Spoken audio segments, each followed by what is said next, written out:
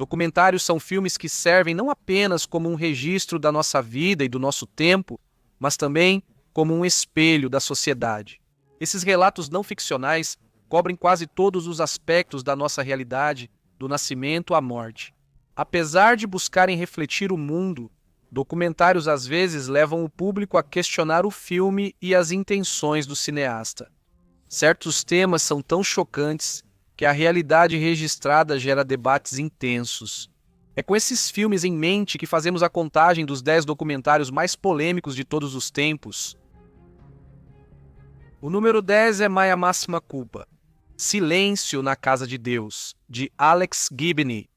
Este documentário de 2012, dirigido por Alex Gibney, explora uma questão extremamente delicada: a pedofilia na Igreja Católica. O filme de Gibney mostra os abusos sofridos por 4 homens surdos da escola St. John's para surdos, em Milwaukee, acompanhando o encobrimento desde Milwaukee até as igrejas da Irlanda e, por fim, ao Vaticano. Terry Carrott, Gary Smith, Pat Quinn e Arthur Badinsky decidiram expor o padre que os abusou em meados da década de 1960 na escola St. John's para surdos. Esses homens revelaram o primeiro protesto público contra abuso sexual clerical, que depois resultou no escândalo Lawrence Murphy.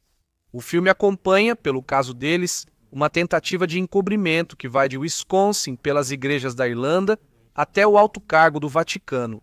O título do filme deriva da frase em latim mea maxima culpa, que significa minha culpa mais grave. Número 9 é O Ato de Matar, de Joshua Oppenheimer. Durante o período de um ano, entre 1965 e 1966, ocorreu um genocídio na Indonésia. Este documentário de 2012 aprofunda-se na história e nas consequências dos assassinatos de algo entre 500.000 a 1 milhão de pessoas por forças paramilitares patrocinadas pelo governo e criminosos. O filme foca nos criminosos que foram elevados do mercado negro para se tornarem um dos esquadrões da morte mais poderosos de todo o país. Após um golpe fracassado em 1965, Mohamed Suharto depôs o primeiro presidente da Indonésia, Sukarno. Nesse momento surgiram os Esquadrões da Morte. Esses grupos tornaram-se organizações poderosas com membros, até ministros do governo. Ao narrar o genocídio, Oppenheimer engana os participantes para reencenarem o massacre. Ele apresentou o documentário como um filme que exaltaria suas atrocidades e mostraria suas ações como heróicas. O resultado foi que vários indivíduos envolvidos no massacre reencenaram os assassinatos reais. Por causa disso, vemos um relato perturbador das mentalidades dos assassinos e de como a vida humana tinha pouco valor na época desse genocídio. O número 8 é Noite e Neblina, de Alan Resner.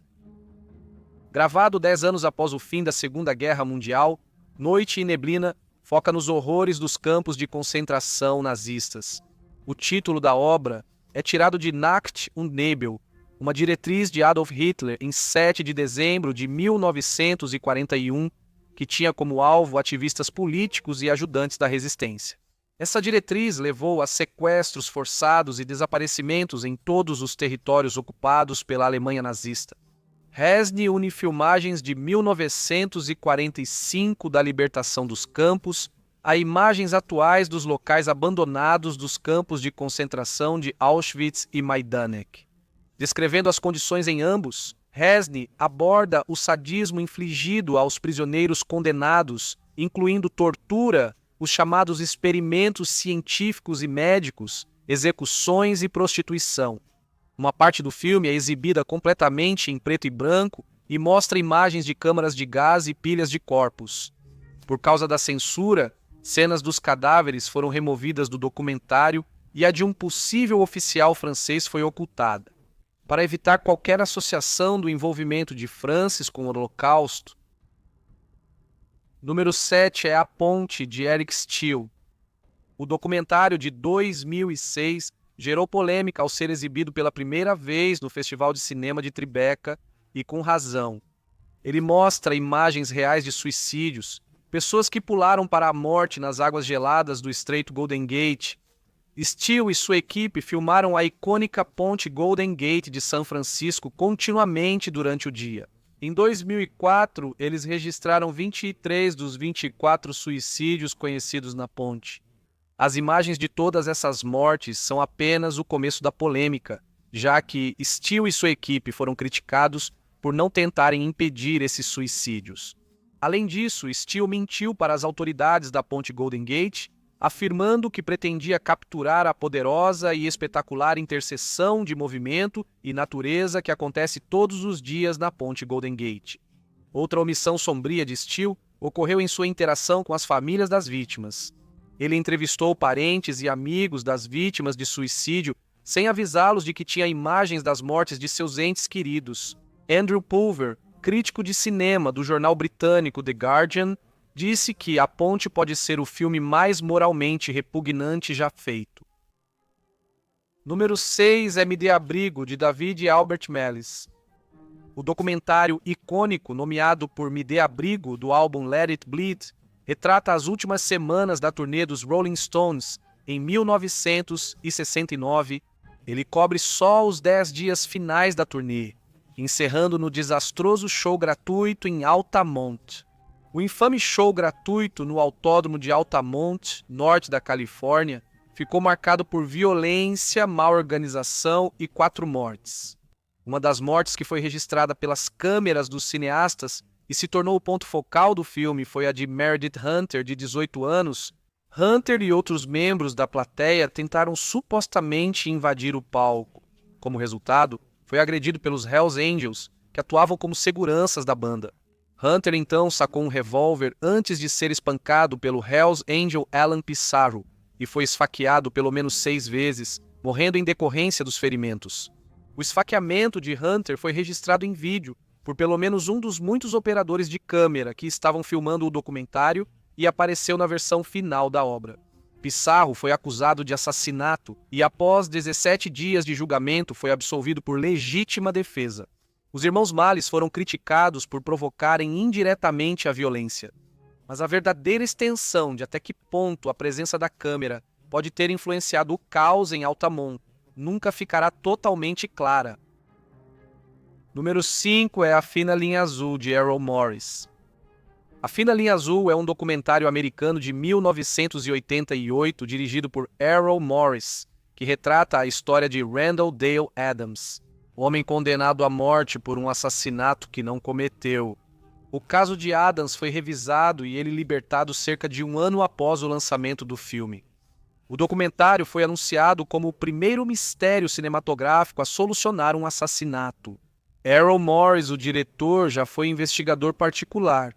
Por meio do documentário, ele usa o meio cinematográfico para revisar as evidências do caso de assassinato de 1976 contra Randall Adams, que havia sido condenado pelo assassinato do policial de Dallas, Robert Wood. É por meio de seu documentário transformado em investigação que o filme é considerado controverso. Como suspeito no caso, David Harris finalmente admite a inocência de Randall Adams e, indiretamente, confessa sua própria culpa. A gravação de Morris foi usada depois para reverter o veredito e libertar Adams da prisão perpétua, que antes era pena de morte. O título do filme vem do comentário do promotor Doug Mulder durante seu argumento final, de que a polícia é a tênue linha azul que separa a sociedade da anarquia. Número 4. Blackfish, de Gabriella Cowperthwaite. Blackfish é um documentário de 2013 que gira em torno da vida de Tilikum, uma orca que foi mantida no SeaWorld Cowperth. Waite começou a trabalhar no filme após a morte do treinador de Tilikum, Don Branco, em fevereiro de 2010, I suppose, em resposta à afirmação dela de que a orca atacou Branco por causa do penteado dela. Cowperthwaite afirmou que essa declaração era totalmente inventada e que havia mais por trás da história. Através do ponto de vista de Tilikum, Cowperthwaite cria uma visão perturbadora das experiências que as orcas têm quando são mantidas em cativeiro. O documentário trata dos traumas da captura de orcas, incluindo Tilikum em 1983, na Islândia. Ele destaca a separação das orcas de seus filhotes em parques temáticos e os erros de confiná-las juntas.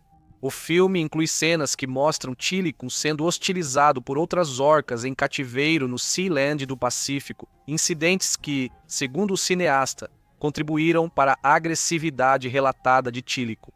Cowperthwaite destaca as alegações do SeaWorld de que a expectativa de vida das orcas em cativeiro é semelhante à das livres, cerca de 30 anos para machos e 50 para fêmeas. O documentário diz que essa afirmação é falsa. Vários treinadores do documentário dizem que suas falas foram distorcidas para encaixar uma agenda sensacionalista sobre incidentes trágicos. SeaWorld 2 afirmou em comunicado que o diretor não retratou a organização com precisão durante o documentário. Michael Scarpuzzi, vice-presidente de operações zoológicas e treinador do SeaWorld San Diego, afirma: o documentário usa a morte de Branco e detalhes horríveis não para informar o público. Infelizmente, devido ao desejo de sensacionalizar. Em janeiro de 2014, a família da falecida treinadora disse que nem eles, nem a fundação que leva seu nome estavam afiliados ao filme, e que eles não acreditavam que o filme retratava Branco ou suas experiências de forma precisa. Número 3. Crumb, de Terry Swigoff. O documentário de 1994 aborda o artista de quadrinhos underground Robert Crumb. O artista ficou famoso nos anos 1960, com seu estilo único, que apareceu na capa do álbum Cheap Thrills, de Janis Joplin.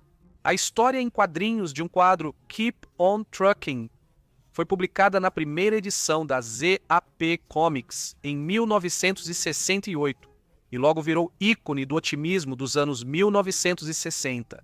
Como uma retrospectiva da vida de Crumb, o documentário também inclui imagens do irmão mais velho de Crumb, Charles, que era recluso e suicida, cuja doença mental e tendências pedofílicas autoproclamadas na adolescência o deixaram confinado em casa por décadas.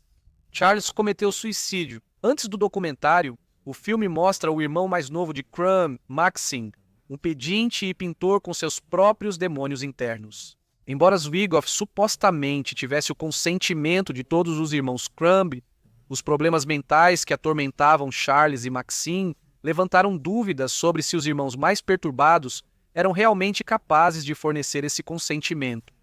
A controvérsia aumentou pelo modo como Robert Crumb demonstra prazer ao relembrar fantasias sexuais, impulsos selvagens, devassidão e temas racistas e sexistas presentes em sua arte, revelando a inspiração estranha e os processos mentais perturbadores por trás de sua criatividade.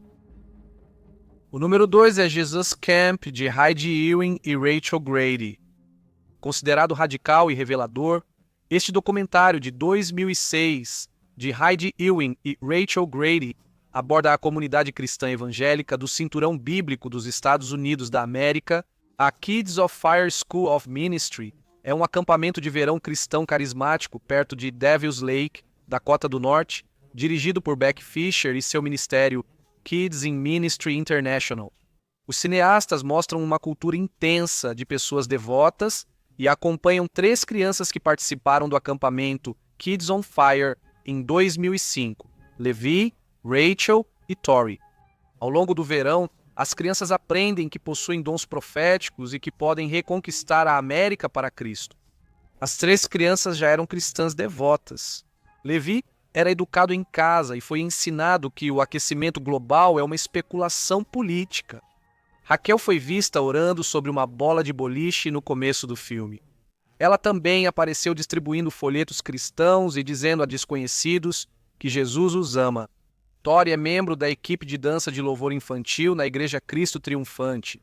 Ela é mostrada dançando ao som de música heavy metal cristã e diz aos cineastas que precisa se vigiar para ter certeza de que não está dançando para a carne. No acampamento, Fisher é mostrado enfatizando a necessidade de as crianças se purificarem para fazerem parte do exército de Deus. Ela disse para a câmera: "Eu quero ver jovens que sejam comprometidos com a causa de Jesus Cristo, assim como os jovens são comprometidos com a causa do Islã."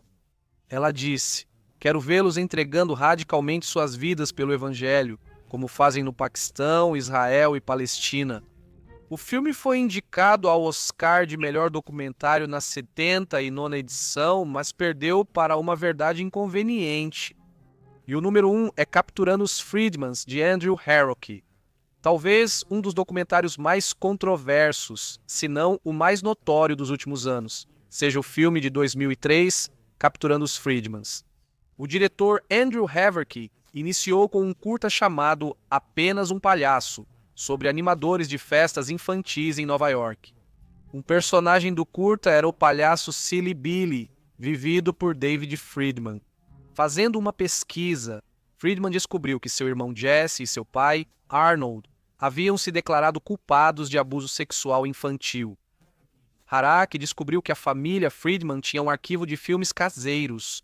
Inspirado pela revelação, Harrocke entrevistou crianças do caso de abuso e transformou o curta em documentário sobre os Friedmans, abordando a investigação de 1987 do Serviço Postal dos Estados Unidos da América sobre Arnold Friedman.